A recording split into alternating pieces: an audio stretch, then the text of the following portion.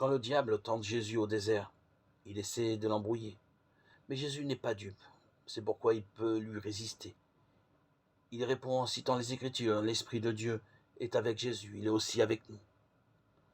Il fait vivre en nous la présence du Seigneur. Il nous accompagne dans nos prières. Grâce à l'Esprit, nous redisons notre confiance à Dieu. Lui seul donne la vie.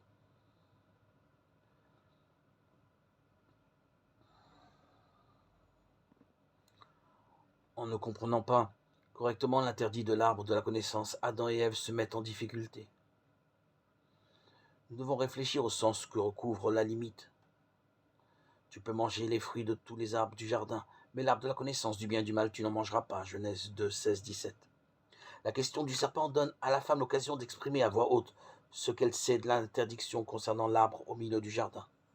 Après avoir rappelé que le don de Dieu est premier et concerne tous les arbres, elle rajoute « Mais pour le fruit de l'arbre, qui est au milieu du jardin, Dieu a dit « Vous n'en mangerez pas, vous n'y toucherez pas, sinon vous mourrez. » Pour répondre, Ève répète une interdiction qu'elle n'a pas pu entendre, n'étant pas encore créée au moment où Dieu la donne à Adam. Or, la réponse d'Ève ne correspond pas à ce qu'a dit Dieu, qui a seulement demandé de ne pas manger de l'arbre. Il est possible que la transmission ne soit pas bien faite entre Adam et Ève, mais il est également envisageable qu'Ève, pour protéger l'interdit, l'ait accentué.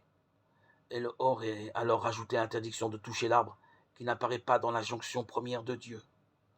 Toucher l'arbre, ne pas le toucher, après tout, quelle importance? La différence est pourtant majeure. En rajoutant de l'interdit à l'interdit, Ève amoindrit la force de l'injonction divine. Pourquoi ne pas imaginer Ève se dire touchant l'arbre sans en mourir, que le serpent avait raison de traiter Dieu de menteur? Rajouter de l'interdit est une activité dangereuse qui contribue à amoindrir le sens de ce qu'il ne faut vraiment pas faire. L'élargissement du périmètre à ne pas dépasser rend plus compliqué, moins lisible, moins crédible, plus fragile ce qu'il s'agit de respecter. Toute règle doit être comprise pour être vécue et défendue comme le fait si bien Jésus dans les épisodes des tentations au désert. C'est un temps pour nous de rajouter. Il s'agit d'un espace dans le temps pour repenser, prendre soin de ce à quoi nous tenons vraiment.